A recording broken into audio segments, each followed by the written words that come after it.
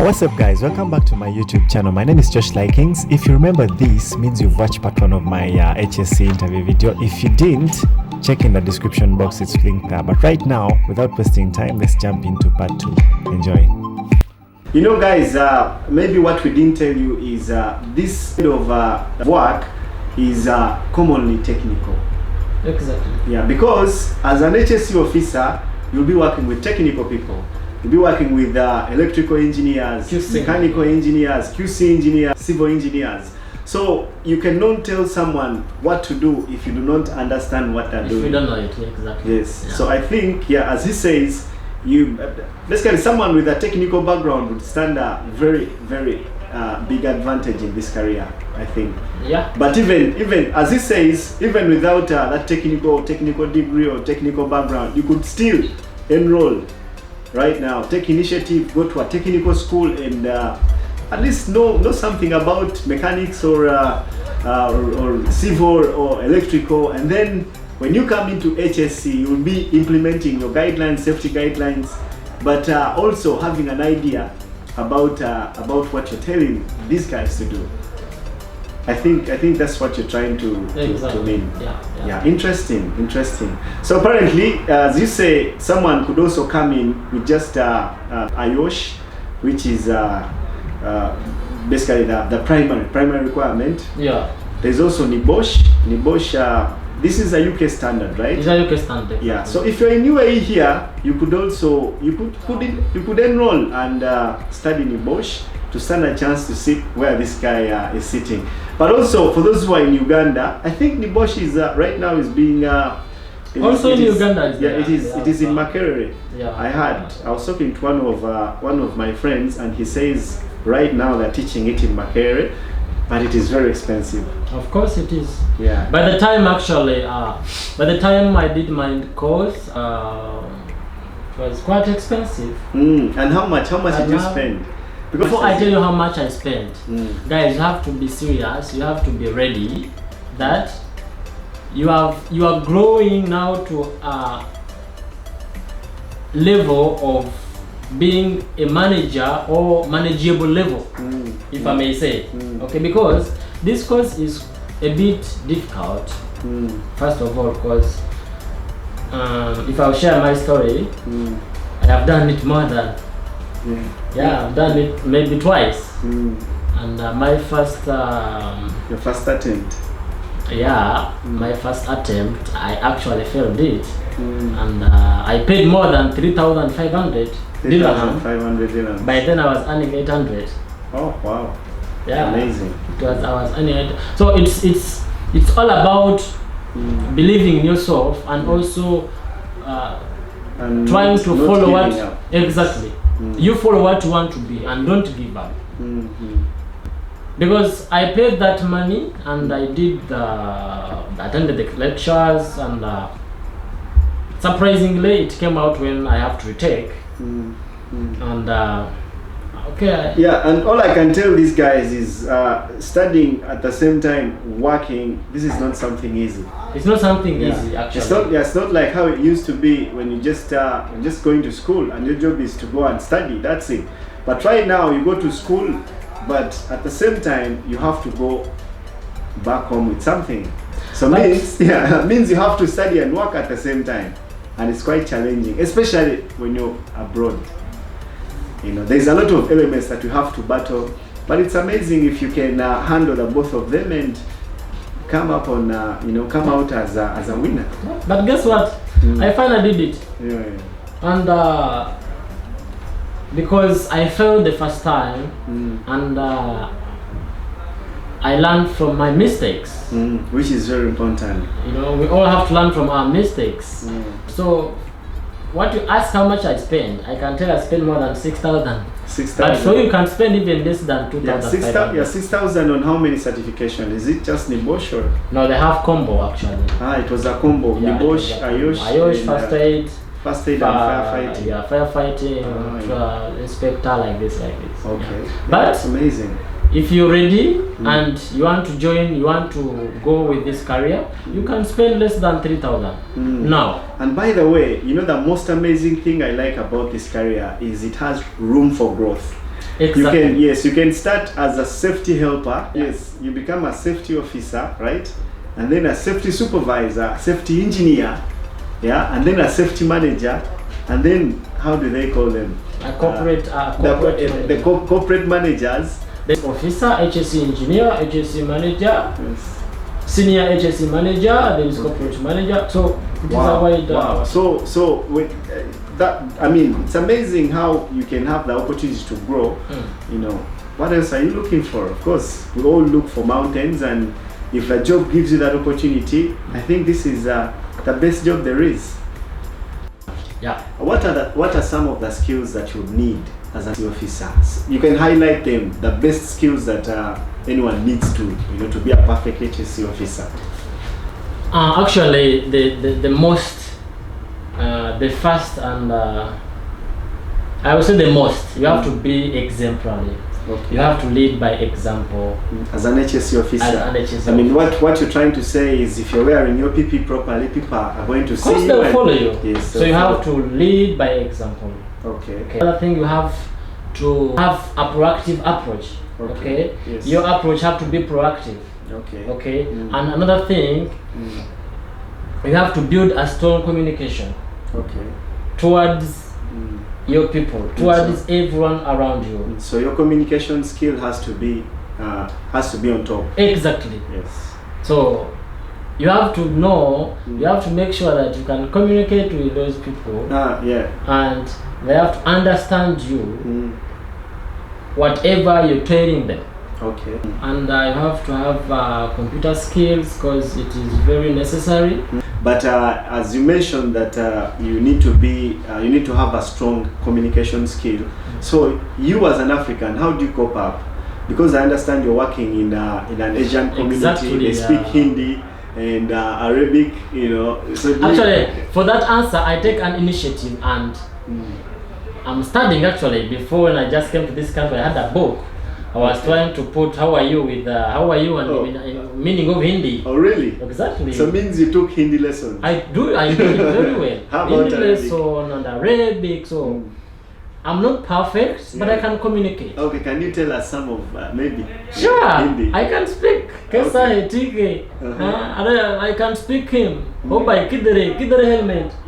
Yeah. So you guys, That's good you enough. have to also consider that. If you want to join this career, consider learning different languages, mostly Hindi. Mostly Hindi. Mostly Hindi. Yeah, because most of the workers here, or the people that you're going to be showing directions or going to be educating in a safety regard, most of them are Indians. Or Exactly. they come from Asia. Exactly. And they speak Hindi as their main language. Yeah, man, this is good. Yeah. Yeah. So I wanted also to ask you, as an African HSE officer, Ugandan to be specific, what are some of the challenges that you found? I may say the only challenge me myself I found, and I'm finding it. It's language barrier. Language barrier. Yeah. Okay. Because I have the authorities to do anything, but I don't have the authority to talk to someone that I don't even understand what he is speaking, what he is telling me, or what I'm telling him. So language is a big challenge in this industry, in this career. Language barrier. If you cannot communicate, if you cannot talk, if you cannot speak with the people that you're giving instructions. So yeah, I understand you face this exact problem at least once in a while. How did you manage it? How did you? This one, it is a wide. What I can say is mostly we are working together with the supervisors and the foremen. So you have to be with a good relationship with them. Okay. You understand? So, because I understand these foremen, of course, can speak English. Exactly. To give them this role of managing that. So if you find yourself you cannot communicate with them in their language, find someone who can translate with them. Actually, it is what I can say is, if you're giving someone TBT and you find it that you cannot. TBT, that is technical, too technical. I have viewers who won't understand. TBT, Yeah. TBT. What's TBT? It is a toolbox talk. Okay, toolbox talk basically is it is a pre-brief when someone when they're going to do work. It is that talk that you give to them so that you make sure they follow. They know the hazards and they follow the procedures that they put in place. Exactly. Okay. So when we are carrying out this TBT, if me myself I cannot communicate with the language that the people I'm talking to, actually it is against the law in this career. It is against the law. If I'm standing alone, me myself, and I'm talking to an Indian guy who don't know even how are you, or who knows how are you, but he cannot understand the meaning of periodically or what, and if something happened to him, or he cut himself, and they find out I was only alone that is giving him this TBT, okay, I'll be the one in trouble. So take note. If you're giving TBT to your people, make sure you have a translator. Okay, you must have a translator. Exactly. Yeah. And yeah, amazing stuff. I like that. Thank you. Yeah. So guys, you're hearing from the man himself. This is actually a videographer, guys. He does HSC, but his passion is in videography. It's amazing how he's managing to navigate all through. I mean, how I met this guy. And they don't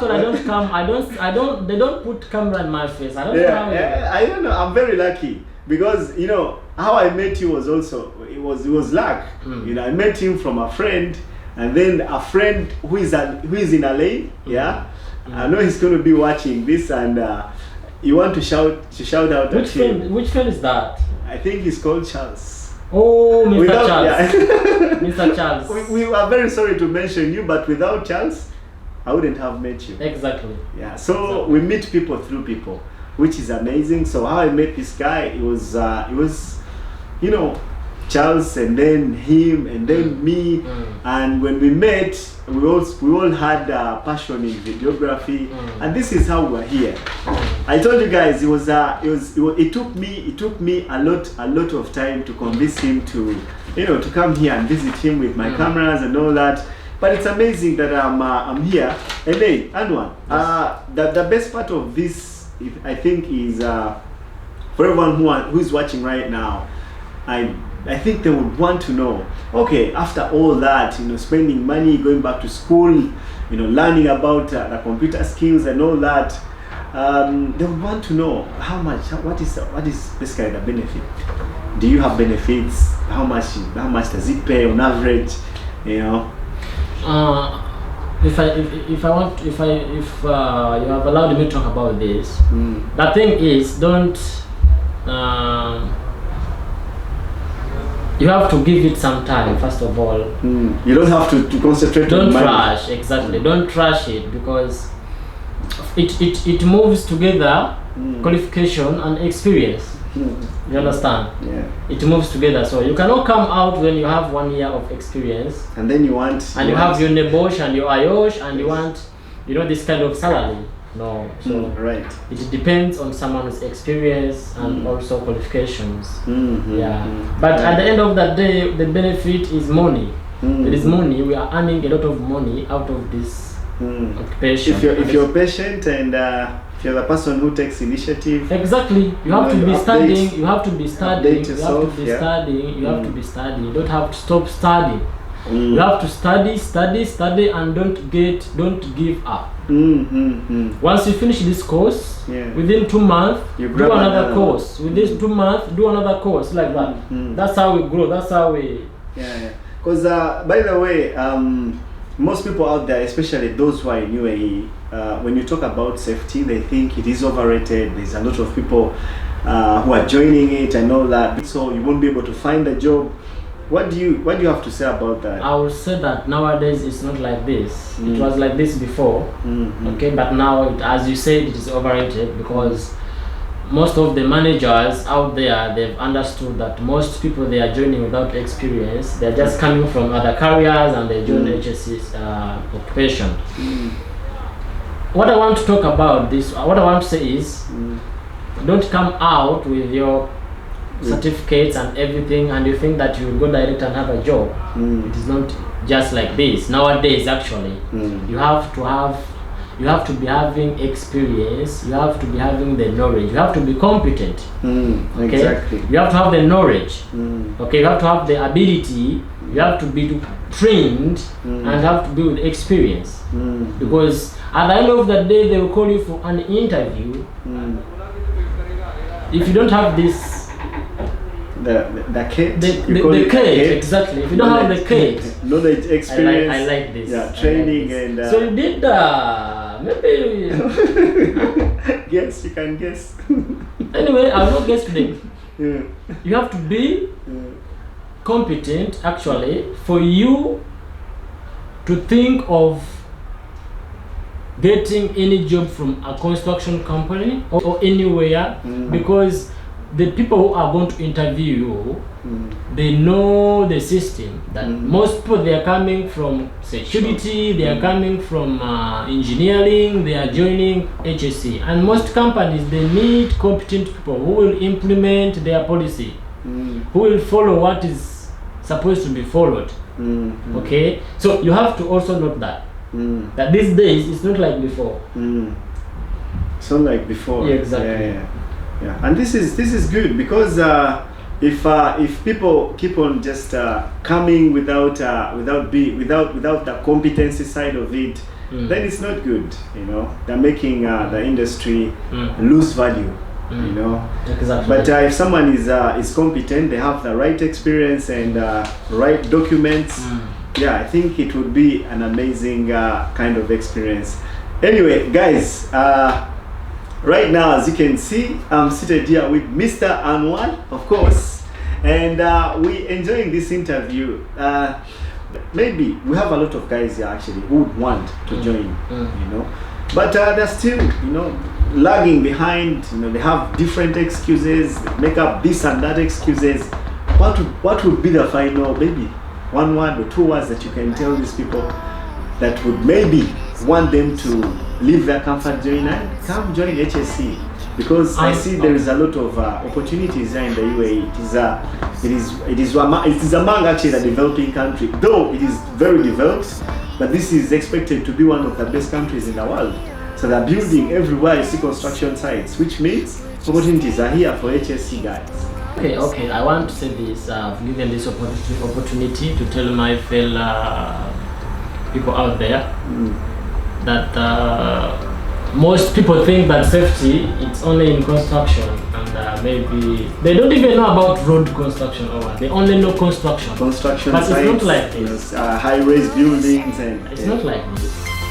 Safety is everywhere.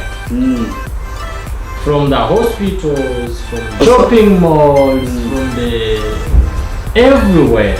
Okay, yeah. So factories. Yeah.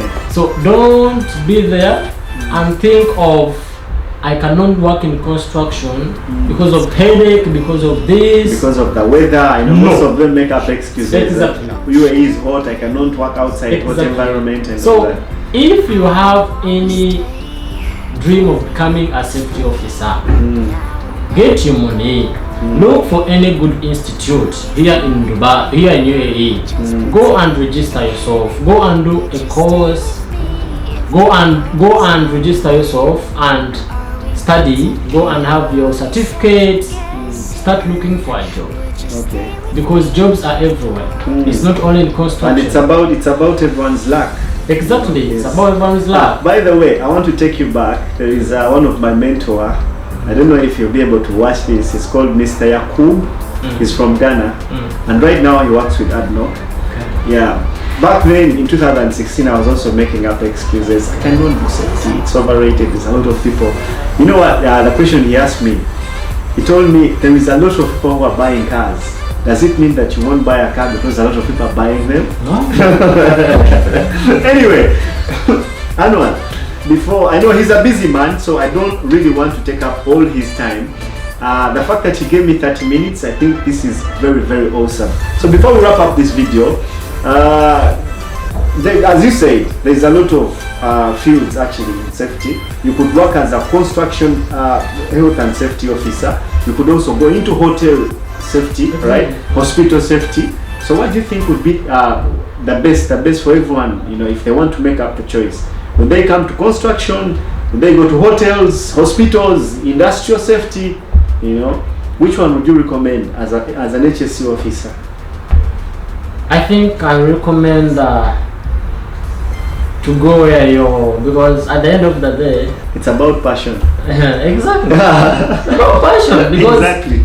Me myself, I cannot go to another sector apart from construction. You like construction. Exactly. Construction is your world. I know exactly. Thank you so much. Yeah. Just follow your passion. Go where you feel you can do. If you feel you can do in oil, you can go oil and gas. Follow that. If you feel you can go in construction, just do whatever. Exactly. And I think this is how we are closing this video, guys. I don't know if we'll be able to go to the construction side of it, because the time of making this interview, I think everyone is out of the work site, and it would be awesome if there is some activities going on. If we're supposed to take them to site, it would be better if there is some people who are doing some work. But right now, we can do it next day. Maybe we can make another video when we're showing them what is happening in the construction as an HSE officer. But as for now, guys, we really thank you for watching. Kindly consider subscribing for amazing content. I mean, guys, I told you I'm planning a lot of entertaining and informative content that is going to be coming to YouTube, to this YouTube channel. My name is Josh Likings, and my host is Mr. Anwar Katamba. Yes. And yeah, man, it's been interesting talking to you, and I really appreciate the opportunity. So, guys, keep it locked, and we hope to see you in another video.